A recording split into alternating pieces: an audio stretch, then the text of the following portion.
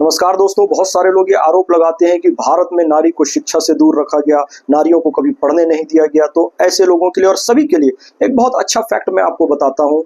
क्या आप जानते हैं कि जब आदि शंकराचार्य जी और मंडन मिश्र जी के बीच में शास्त्रार्थ हुआ था, भारत का सबसे हिस्टोरिकल डिबेट जो था वो आदि शंकराचार्य जी और मंडन मिश्र जी के बीच में हुआ था। और उस हिस्टोरिकल डिबेट की जज कौन थी आपको पता है? एक महिला थी, एक स्त्री थी। उनका नाम है भारती। और भारती जी कौन है? ये मंडन मिश्र जी की पत्नी है। 42 दिन तक ये शास्त्रार्थ चला, कंटिन्यूस 42 दिन तक डिबेट चल रहा है। लेकिन जज महोदय का कहना था कि मुझे घर के और भी काम है, यानी कि रसोई भी बनानी है, घर की साफ सफाई भी करनी होती है, गाय को चारा भी देना होता है, तो मुझे बाकी भी कार्य करने होते हैं। तो उन्होंने एक काम किया, जब डिबेट स्टार्ट हुआ और उन्हें जज बनाया गया तो उन्होंने मंडन मिश्र जी के गले में और आदि शंकराचार्य जी के गले में एक एक फूल की माला डाल दी। लोगों ने पूछा आप ऐसा क्यों कर रही हैं? उन्होंने कहा मैं समय आने पर इसका जवाब दूंगी। और उन्होंने 42 दिन के बाद देखा कि मंडन मिश्र जी के गले की माला सूख चुकी है, लेकिन आदि शंकराचार्य जी के गले की माला वैसी की वैसी ही है, मतलब बिल्कुल फली फूली हुई है। तो उन्होंने आदि शंकराचार्य जी को विजेता घोषित किया और अपने पति को उन्होंने पराजित घोषित किया। लोगों ने पूछा कि ऐसा कैसे? आपने कहा आपने तो डिबेट सुनी भी नहीं और बिना डिबेट सुने कैसे आपने निर्णय दे दिया?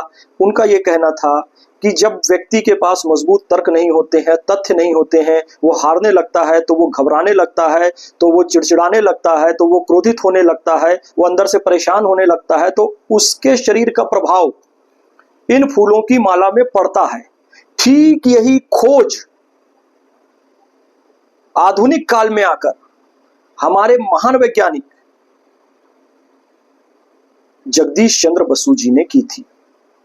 उन्होंने कहा कि पौधों में भी जान होती है। उनका प्रयोग विश्व प्रसिद्ध है कि एक पौधे को आप रख दें एक जगह और दूसरे पौधे को रख दें दूसरी जगह, और एक पौधे को रोज आप शब्द कहते रहें और दूसरे पौधे को तारीफ करते रहें, तो जिसे आप शब्द कहेंगे वो मुरझा जाएगा और जिसे तारीफ करेंगे वो खिला रहेगा।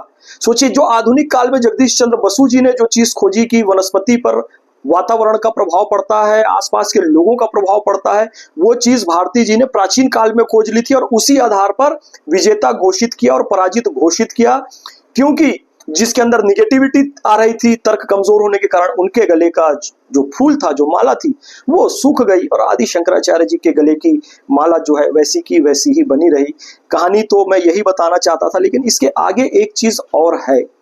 क्या आपको पता है कि हमारे शास्त्रों में 4 पुरुषार्थ बताए गए हैं? धर्म, अर्थ, काम, मोक्ष, और ये चारों ही आवश्यक हैं। इसीलिए भारती जी ने ये कहा आदि शंकराचार्य जी से। देखिए, भारतीय संस्कृति कहती है कि स्त्री और पुरुष, स्त्री अर्धांगिनी है, अभी आपने मेरे आधे अंग को हराया है, अब मुझे भी हराना होगा। तो आदि शंकराचार्य सोचते हैं कि ठीक है भाई, इसके पति को हरा दिया, इससे हराना क्या मुश्किल है।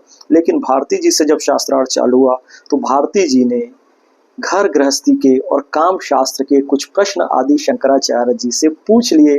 वो आदि शंकराचार्य जो ईश्वर, आत्मा, जगत, ब्रह्म, सत जगत मिथ्या, जीवो ब्रह्मैव नापरा, एकम ब्रह्म द्वितीयो नास्ति, नेह नास्ते नास्ते किंचन, सर्वम खल्विदम ब्रह्म, अयमात्मा ब्रह्म, तत्वमसि, प्रज्ञानम ब्रह्म, अहम ब्रह्मास्मि जैसे वचनों की व्याख्या करते थे, वो कहां पर शांत हो गए? घर गृहस्थी के प्रश्न पर, how to manage the family, स्त्री पुरुष के संबंध क्या होते हैं, काम शास्त्र क्या होता है, इस प्रश्न पर वो फंस गए। यानी कि सबको धर्म, अर्थ, काम, मोक्ष का ज्ञान लेना बहुत जरूरी है।